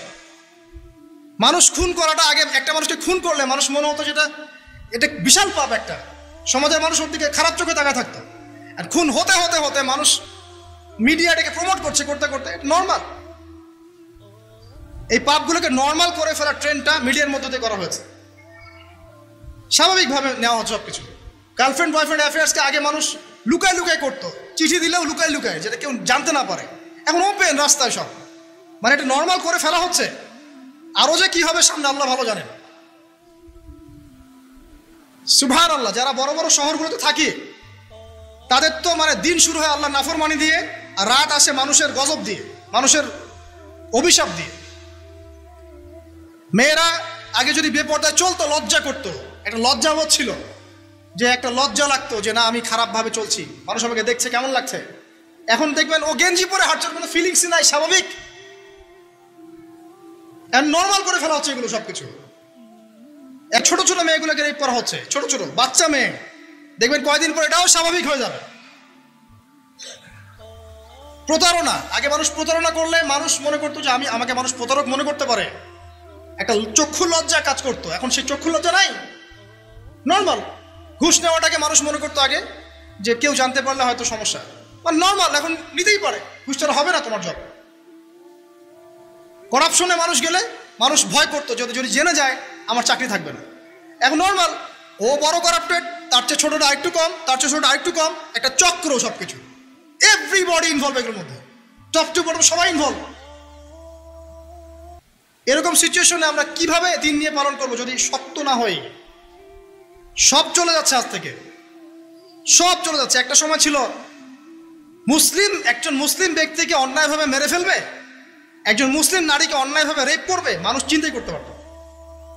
একজন মুসলিম নারীর সম্ভ্রম বাঁচানোর জন্য এই ভারতবর্ষে সশস্ত্র যুদ্ধ হয়েছে বিন কাসিমের নেতৃত্বে, একটা মেয়ের ইজ্জত বাঁচানোর ইস্যুকে কেন্দ্র করে। এখন লক্ষ লক্ষ মুসলিম মেয়ের ইজ্জত নষ্ট করা হচ্ছে, কারো কোনো ফিলিংস নাই, স্বাভাবিক। একটা রাষ্ট্রদূতকে হত্যা করেছিল তাবুক যুদ্ধের সময়, নবী সাল্লাল্লাহু আলাইহি ওয়াসাল্লাম 30,000 সৈন্য নিয়ে ধাওয়া করেছিলেন। এত বড় সাহস আমার রাষ্ট্রদূতকে হত্যা করো? এখন সারা বিশ্বে লক্ষ লক্ষ মুসলিম হত্যা করা হয়েছে, কারো কোনো ফিলিংস নাই। মানে আমি বুঝাতে যাচ্ছি আপনাদেরকে, সব কিছুকে নর্মাল করে ফেলা হয়েছে। কয়দিন পর দেখবেন ছেলে ছেলে নর্মালি বিয়ে করে ফেলবে। দেখেন এখন একটু চক্ষু লজ্জায় কাজ করে যে আমি সমকামী, মানুষ কি মনে করবে। আস্তে আস্তে দেখবেন এমন সময় আসবে ও মনে করবে যে নর্মাল। সব কিছুকে এই মিডিয়ার মধ্যে দিয়ে নর্মাল করা হচ্ছে। এসব মিডিয়াগুলো ইউজ করা থেকেও দূরে থাকা উচিত। আল্লাহ পাক আমাদেরকে হেফাজত করুন, আমিন। আসুন, ফজরের সালাতের কথা বলছিলাম, আমি অনেক দূরে চলে গেছি। জাস্ট পড়েন, ফজরের নামাজ পড়েন, সময়টা কাজে লাগান। আমি বলছি সময়গুলোকে কাজে লাগান। ফজরের পর খাওয়া দাওয়া করবেন, রাসূলের সুন্নাহ মতো খান, ইবাদত হবে ইনশাআল্লাহ। এরপরে আপনি কিছুটা সময় এক্সারসাইজ করেন, খেলেন, মাঠে গিয়ে খেলেন, কোনো সমস্যা নাই। ওই টিকটক চালানোর চাইতে, পর্ন দেখার চাইতে মাঠে গিয়ে খেলেন।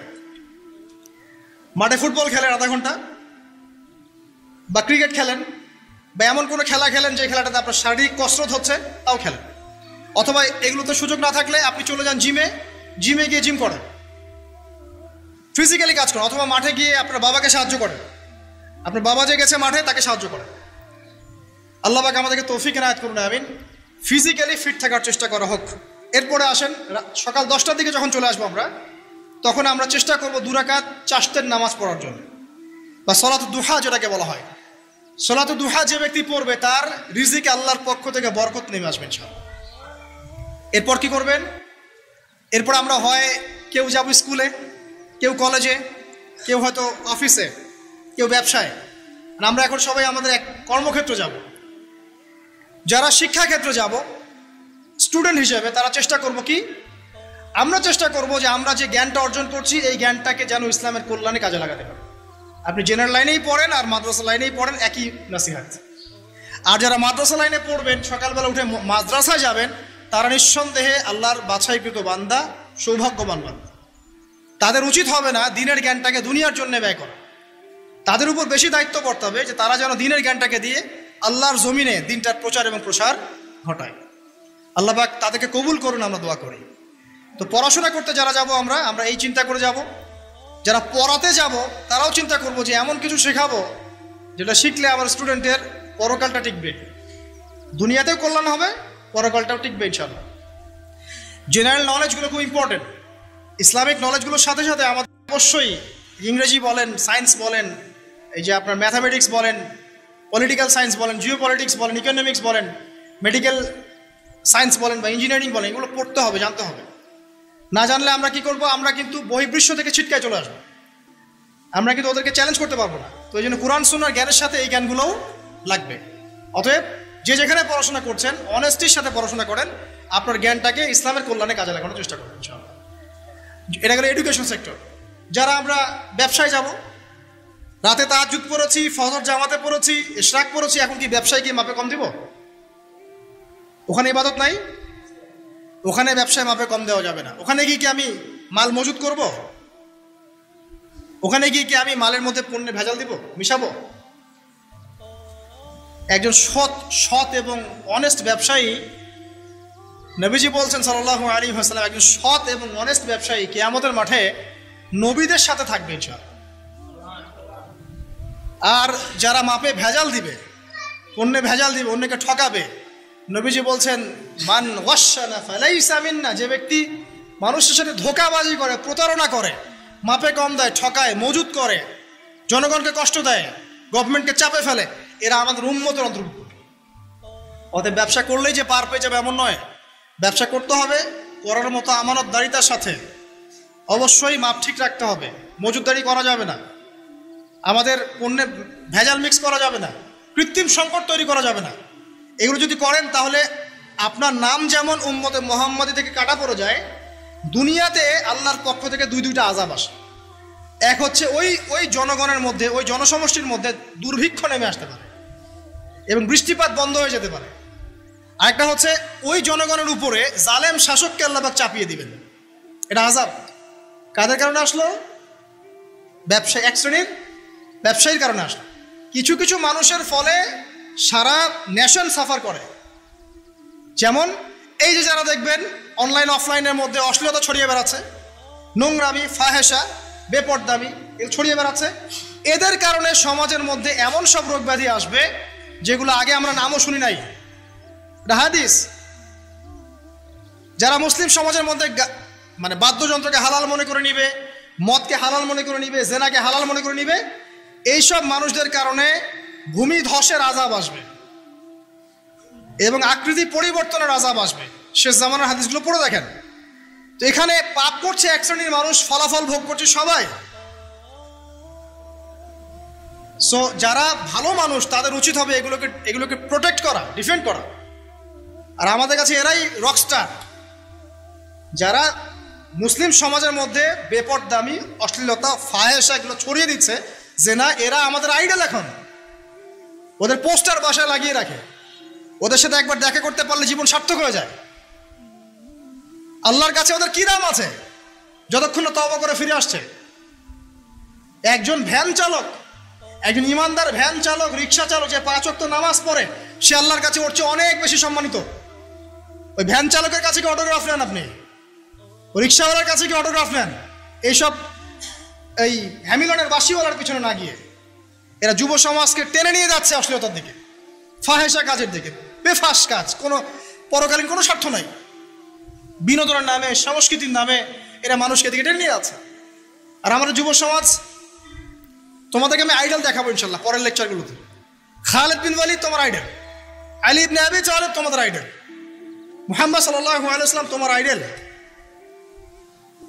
ইমাম হুসাইন তোমার আইডল, মোহাম্মদ বিন কাসিম তোমার আইডল, তারেক বিন জিয়াদ তোমার আইডল, ওমর ইবনে খাত্তাব তোমার আইডল। আইডল খুঁজে পাও না তোমরা জীবনে আইডল খুঁজে পাও না? কাকে ফলো করবা? একজনের নাম বলবো, একজন অনলি, মুহাম্মদ সাল্লাল্লাহু আলাইহি ওয়াসাল্লামের পরে একজনের নাম যদি বলতে বলেন আমাকে, আলী রাদিয়াল্লাহু আনহুর জীবনী পড়ো যাও, আলী ইবনে আবি তালিব রাদিয়াল্লাহু আনহুর জীবনী পড়ো যাও, গিয়ে দেখো তোমার আইডল এখানে বসে আছে, লুকিয়ে আছে। তাদের আইডলের মধ্যে, তাদের মধ্যে ছিল ব্যক্তিত্ব, শৌর্যবীর্য, আনুগত্য, জ্ঞান, প্রজ্ঞা, দিন প্রতিষ্ঠার তামান্না, জিহাদ, এবং তারা বদর, উহুদ, খন্দক, খায়বার করেছেন। শেষ পর্যায়ে যখন তাদেরকে মৃত্যুবরণ করতে হয়েছে, তখনও তাদেরকে সামন থেকে কেউ আক্রমণ করতে পারে না, পিছন থেকে আক্রমণ করতে হয়েছে। বীরদেরকে কেউ সামন থেকে মারতে পারে না, পিছন থেকে মারতে পারে। আইডল খুঁজে পাও না তোমরা? মেসি তোমার আইডল, নেইমার তোমার আইডল, ওই যে বলিউড হলিউডের নায়ক নায়িকা তোমাদের আইডল? সুবহানাল্লাহ, বাংলাদেশের নায়ক নায়িকা তোমাদের আইডল? যারা জীবনে কত পাপ করেছে তারা নিজেরাই জানে, ওদের বিবেকই ভালো করে জানে যে ওরা কত পাপ করেছে। তোমাকে বাইরের চাকচিক্য দেখে মনে হচ্ছে খুব সুন্দর সুশ্রী, ভিতরের কলিজাটা এদের কুৎসিত কালো। আলেম ওলামার কাছে এসে পড়ে থাকো, যারা বড় বড় ওলামায়ে কেরাম তাদের কাছে এসে পড়ে থাকো, তারা তোমাদেরকে পথ দেখাবে ইনশাআল্লাহ। আল্লাহ পাক বোঝার তৌফিক দান করুন। আমি আর লম্বা করছি না, শেষ করে দিচ্ছি ইনশাআল্লাহ। লেখাপড়া এবং ওয়ার্কের বিষয়গুলো বলছিলাম যে আমরা যারা লেখাপড়া করব, প্রফিটিক লাইফস্টাইল করতে হলে এবং প্রোডাক্টিভ মুসলিম হতে হলে লেখাপড়াটা করতে হবে আল্লাহ সন্তুষ্টির জন্যে। চাকরি বাকরি, ব্যবসা বাণিজ্য করে, কৃষিকাজ, সব কিছুর উদ্দেশ্য হবে কি? আল্লাহ সন্তুষ্টি অর্জন করে এবং ওই ক্ষেত্রে সৎ থাকা, কাউকে না ঠকানো, মাপে কম না দেওয়া, দুর্নীতি না করা, ঘুষ না নেওয়া। তাহলে আপনার জীবনের প্রত্যেকটা কাজে কি হবে? ইবাদত হিসেবে গণ্য হবে ইনশাআল্লাহ তাআলা। শেষ করার আগে আমরা জোহরের ওয়াক্তে চলে আসছি। আপনি আপনার জব সেকশনে কাজ করছেন, নামাজের ওয়াক্ত হলো, নামাজ পড়ে নেবেন। আচ্ছা, নামাজের আগে আপনি 4 রাকাত সুন্নত পড়বেন, শেষে 2 রাকাত। চেষ্টা করবেন দিনে 12 রাকাত সুন্নত পড়ার জন্য। ফজরের আগে 2, জোহরের আগে 4, পরে 2, 6 আর 2 8, মাগরিবের পরে 2, এশার পরে 2। এই যে মোট 12 রাকাত সুন্নাত যে ব্যক্তি নিয়মিত পড়বে, জান্নাতে আল্লাহ পাক তার জন্য একটা ঘর নির্মাণ করবেন ইনশাআল্লাহ তাআলা। প্রতিদিন একটা ঘর, প্রতিদিন একটা করে ঘর আপনি পেতে পারেন মাত্র 12 রাকাত নফল বা সুন্নাত আদায় করার মধ্য দিয়ে। জোহরের ওয়াক্ত চলে আসলো, আমরা যেখানেই থাকি, স্কুলে বা কলেজে, ইউনিভার্সিটিতে বা চাকরি ক্ষেত্রে, নামাজটা পড়ে নেব ইনশাআল্লাহ। এরপর আবার কাজে যান, কাজ করেন, লাঞ্চ করেন, খাওয়া দাওয়া করেন। আবার খাওয়ার সুন্নাহ ভুলে যায় না, 7 পেট না, 1 পেট খাওয়ার, 1 পেট পানি, 1 পেট ফাঁকা, এবং হাইজেনিক ফুড, ম্যানুফ্যাকচার না। তারপরে যান, রেস্ট করেন, কাইলুলা যেটাকে বলে, 1 থেকে 1.5 ঘন্টা রেস্ট করেন, ঘুমান। তারপরে আপনি বিকাল সময়টা আবার আসরের নামাজ পড়েন, আপনার কর্মক্ষেত্রে কাজগুলো সারেন। সন্ধ্যায় আপনি আবার বাসায় ফিরে আসবেন। এই সন্ধ্যায় বাসায় ফিরে আসবেন, ফিরে আসার পরে মাগরিবের সালাত পড়লেন জামাতে। পড়ার পরে বিকেল টাইমটা, মাগরিবের আগে বিকেল টাইমটা আপনি ঘুরতে যান, পরিবারকে সময় দেন, বাচ্চাদেরকে সময় দেন, একটু দিনী ভাইদের সাথে বসেন, বা ওই সময় যদি কোনো হালাকা অ্যারেঞ্জ করা যায়, মসজিদ ভিত্তিক তালিমে বসেন, 2টা হাদিস পড়েন, কোরআন দার্স নেন, বা অনলাইনে কোনো লেকচার শুনেন, বা বই পড়েন, কিছু একটা করেন। আর পরিবারকে সময় দেন। পরিবারকে সময় দেওয়ার পর মাগরিবের ওয়াক্ত হয়ে যাওয়ার পরে, মাগরিবের নামাজ শেষ, ফজরের পর আপনি যে আমলগুলো করেছেন মাগরিবের পর, সেই আমলগুলো আবার করতে হবে, সেম কাজ। এভাবে করতে করতে দেখবেন 1 ঘন্টা চলে গেল। বাসায় গিয়ে আপনি পরিবারকে সময় দেন, আপনার অফিসের কাজ, হোমওয়ার্ক, স্কুলের কাজ, ইউনিভার্সিটির কাজ, এগুলো শেষ করেন। শেষ করার পরে আপনি রাতের খাবার খেয়ে নেন, খেয়ে নিয়ে আবার চলে আসেন মসজিদে, এশার নামাজ পড়েন, পড়ে বাসায় গিয়ে জাস্ট ঘুম, আর দেখা দেখি নেই। তখন আপনি আবার দেখবেন ফজর ওই 4টা 3টে উঠতে পারবেন, তাহাজ্জুদ পড়তে পারবেন, ফজর পড়তে পারবেন, আবার আপনার দিনটা লম্বা হবে ইনশাআল্লাহ। এভাবে 1 দিন 2 দিন না, সপ্তাহে 7 দিন, মাসে 30 দিন, বছরে 365 দিন যখন এই প্রজন্ম কাটাতে পারবে, আমরা কাটাতে পারবো, তখন আমাদের মুখে মানাবে দিন ইসলাম প্রতিষ্ঠার কথা। তার আগে আমাদের মুখে এসব কথা মানায় না। এখন আমাদের মুখে এসব কথা এখন মানাচ্ছে না, কারণ আমরা তো আমলই করছি না, আমাদের ঈমান আকীদা ঠিক নাই, আমাদের প্রফেটিক লাইফস্টাইলই তো নাই, নবী সাল্লাল্লাহু আলাইহি ওয়াসাল্লামের মতো লাইফস্টাইলই তো নাই আমাদের। তাহলে আমাদের দ্বারা কেমন করে দিনের পতাকা আল্লাহর জমিনে প্রতিষ্ঠিত হবে বলেন তো দেখি? এভাবে যখন একটা উম্মাহ গড়ে উঠবে, খুবই ডিফিকাল্ট, এটা কিন্তু অনেক বড় চ্যালেঞ্জ। আমি এটাই সবচেয়ে বিগ টাস্ক এখন, যে এই আমরা যারা আছি, আমাদের ইয়াং তরুণ প্রজন্ম, আমাদের মা বোন, বাচ্চা কাচ্চা এবং আমাদের বৃদ্ধ, সবাই মিলে যখন এইভাবে মুভ করবে, তখন দেখবেন একটা জাতি সকাল থেকেই সজাগ, সকাল থেকেই জাতি সজাগ। যেমন একটা চমৎকার একটা আইন করা হয়েছে না, রাত 8টায় সব বন্ধ, খুবই ভালো। কেউ অ্যাপ্রিসিয়েট করুক না করুক, আমি শুরুতেই বলেছি আলহামদুলিল্লাহ, খুব ভালো। অ্যাটলিস্ট এখন 10টায় ঘুমাতে পারবেন, তারপরেও দেখবেন 3টার আগে ঘুমাচ্ছে না। কিন্তু আপনি মদিনায় গিয়ে দেখবেন ফজরের পর থেকেই সব কিছু লাইভ, স্কুল, কলেজ, দোকানপাট, অফিস, সব ওপেন। কারণ আমাদের উম্মত, এই উম্মতের জন্য ফজরের পরের সময়টাতেই বরকত রাখা হয়েছে, যে সময়টা আমরা পাই না। আমাদের সকাল হয় 11টায়, আমাদের সকাল হয় 10টায়, কর্মক্ষেত্র শুরু হয় 10টায়। এই জন্য সকাল ওই যে 5টা থেকে 10টা, এই বরকতটা আমরা পাই না। এভাবে যদি আমরা নিয়মিত 24 ঘন্টা কাটাতে পারি, ওই যে আয়াতটা প্রথমে বলেছি, ওয়ামা খালাকতুল জিন্না ওয়াল ইনসা ইল্লা লিয়াবুদুন, আমি জিন এবং মানুষকে শুধুমাত্র আমার ইবাদত করার জন্যই সৃষ্টি করেছি। এই আয়াতটার হক আদায় হবে ইনশাআল্লাহ, ব্যক্তি জীবন সুন্দর হবে ইনশাআল্লাহ, আমাদের পরিবারগুলো সুন্দর হবে ইনশাআল্লাহ, আমাদের যুব সমাজ একটা গতি পাবে, হ্যাঁ, এবং তারা প্র্যাকটিক্যাল বাস্তব বিষয়গুলোকে নিয়ে ব্যস্ত থাকবে, অবাস্তব অলিক জিনিসগুলোর পিছনে ছুটবে না। আমাদের সমাজটা সুন্দর হবে ইনশাআল্লাহ। আস্তে আস্তে দেখবেন উম্মার একটা বড় অংশ ইনশাআল্লাহ আযজা ওয়া জাল আগামী দিনগুলোতে দিনকে এগিয়ে নেওয়ার জন্য এবং দিনকে আল্লাহর জমিনে প্রতিষ্ঠার জন্য শক্তি, মেধা, মনন, তাদের এনথুজিয়াজম সব কিছু আল্লাহর সন্তুষ্টির জন্য ঢেলে দেওয়ার প্রয়াস পাবে ইনশাআল্লাহ তাআলা। তার আগ পর্যন্ত আসলে এগুলো শুধুমাত্র তাত্ত্বিক কথাবার্তা বলে লাভ নাই, প্র্যাকটিক্যালি যখন আমরা এগুলো করতে পারবো ইনশাআল্লাহ তাআলা, তখন দেখবেন সবার মধ্যে একটা ইমানের চেতনা জাগবে, ইমানি চেতনা জাগবে, আমল করার স্পৃহা বাড়বে, ঐক্য বাড়বে, কমিউনিটি বাড়বে, এবং আমাদের হৃদ্যতা বাড়বে, অ্যাক্টিভিটিস বাড়বে, হায়াতেও বরকত হবে, রিজিকেও বরকত হবে, দুনিয়া আখিরাত ইনশাআল্লাহ ভালো হবে। এবং দেখবেন অ্যাজ এ নেশন আমরা সবাই ভালো করবো ইনশাআল্লাহ তাআলা। বিশ্বের বুকে আমরা মাথা তুলে সত্যিকার অর্থেই দাঁড়াতে পারবো ইনশাআল্লাহ তাআলা। আল্লাহ পাক আমাদের সবাইকে তৌফিক ইনায়াত করুন, আমিন। আজকে আমি আর লম্বা করছি না। আকুলু কওলি হাযা আস্তাগফিরুল্লাহ লি ওয়া লাকুম ওয়া লিসাইরিল মুসলিমিন। বারাকাল্লাহু লানা ওয়া লাকুম বিল আয়াতিল হাকীম ইন্নাহু তাআলা জাওয়াদুন কারীম রাউফুর রহিম। আমরা আজকে যে আলোচনা শুনলাম, আল্লাহ পাক সবার আগে আমাকে আমল করার তৌফিক দান করুন, অতঃপর আপনাদের সবাইকে আমল করার তৌফিক দান করুন, আমিন। যারাই এই লেকচার শুনবেন তাদের সবাইকে আল্লাহ রাব্বুল আলামিন 24 ঘন্টার এই প্রফেটিক লাইফস্টাইল এবং প্রোডাক্টিভ মুসলিম হিসেবে নিজেকে প্রতিষ্ঠা করার তৌফিক আল্লাহ পাক সবাইকে এনায়েত করুন, আমিন। আল্লাহ পাক আমাদের তরুণ প্রজন্মকে কবুল করুন, তাদেরকে অশ্লীলতার পথ থেকে, ফাহেসা কাজকর্মের পথ থেকে, বিভ্রান্তের মতো জীবনের উদ্দেশ্যহীন একটা প্রজন্ম হয়ে যাওয়ার পথ থেকে আল্লাহ পাক হেফাজত করে আল্লাহ রাব্বুল আলামিনের তাওহীদ, তার দাসত্ব, তার ইবাদত, তার আনুগত্যের দিকে নিয়ে আসুন, আমিন। মুহাম্মদ সাল্লাল্লাহু আলাইহি ওয়াসাল্লামের যোগ্য উম্মাহ হিসেবে কবুল করুন, আমিন। আমাদের মা বোনদেরকে আল্লাহ পাক খাস পর্দা, সত্যিকার অর্থের পর্দা করার তৌফিক দান করুন।